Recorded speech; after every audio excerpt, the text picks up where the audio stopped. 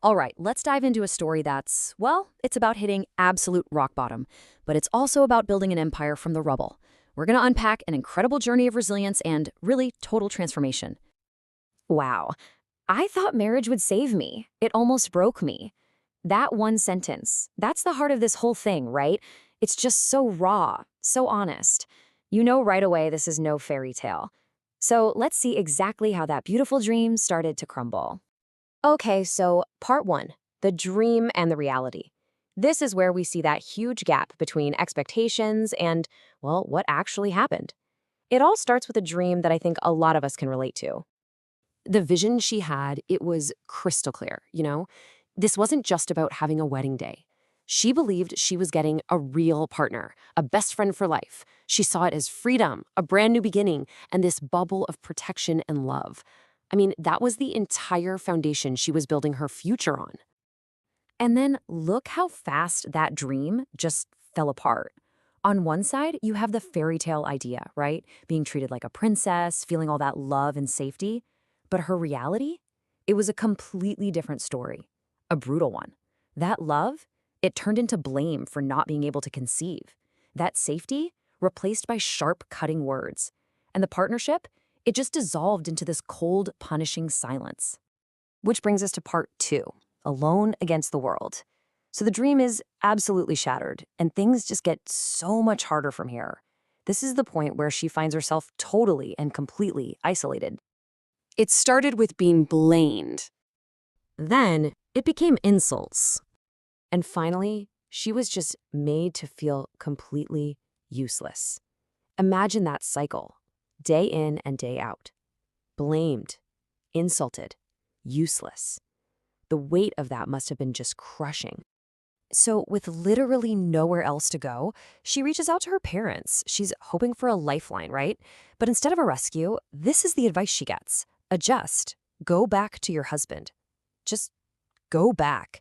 She was basically told to return to the very source of all her pain, as if this was all just normal. And that had to be a gut punch. It led to this incredibly painful realization. Sometimes, even the people who love you the most, they just don't know how to save you. Her safety net was just gone. She was completely and utterly alone.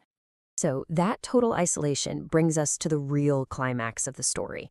Part three, the choice to stay. And this is the absolute darkest moment, where one single thought changes the entire course of her life. She was just completely burned out. We're talking mentally, emotionally, spiritually. It wasn't just one thing being off. Her entire being was just depleted.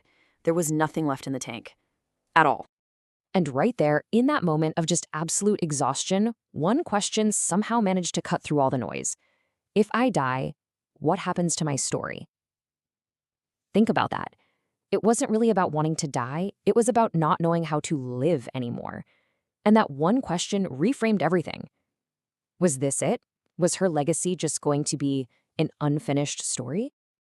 And that question sparked the internal shift that literally saved her life. It started by just acknowledging the pain, really feeling it, then questioning if this was really the end. From there, she made a conscious, active choice to stay. And that led to the most important step of all, deciding to fight. But this time, it was for herself. I mean, this is the turning point, right here. I chose to stay. Not for them, for myself. Her motivation completely flipped. It wasn't about adjusting to please her husband or trying to satisfy her parents anymore. This was a deep, profound act of self-preservation, of self-worth. She was choosing herself, maybe for the very first time. And that one single choice, it unlocked the final act, part four, from broken to CEO. This is the hard part, but also the most rewarding part, the journey of rebuilding her life, one piece at a time. So what did that path forward look like? It was all about taking real, concrete actions. It started with the absolute hardest step. She walked away, and from there, it was this determined climb. She found a job, she started learning new skills, and slowly, step by step, she began to rebuild that confidence that had been completely stolen from her. And just look at the result of all that work. The transformation is just staggering. On one side, you have who she was, judged by society, feeling small and broken, feeling like she needed permission for everything. And on the other side, who she is now, a leader, a CEO, peaceful, strong, and living in total freedom. She has this incredible way of looking at her past now.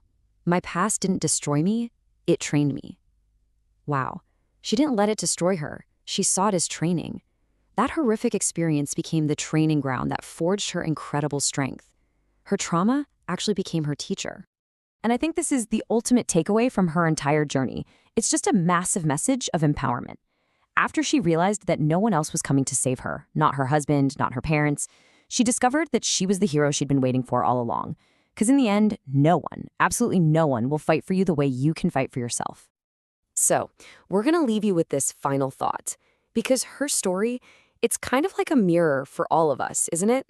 It's a powerful reminder that you are not weak. You are not defined by your struggles. So the only question that really matters is, what are you becoming?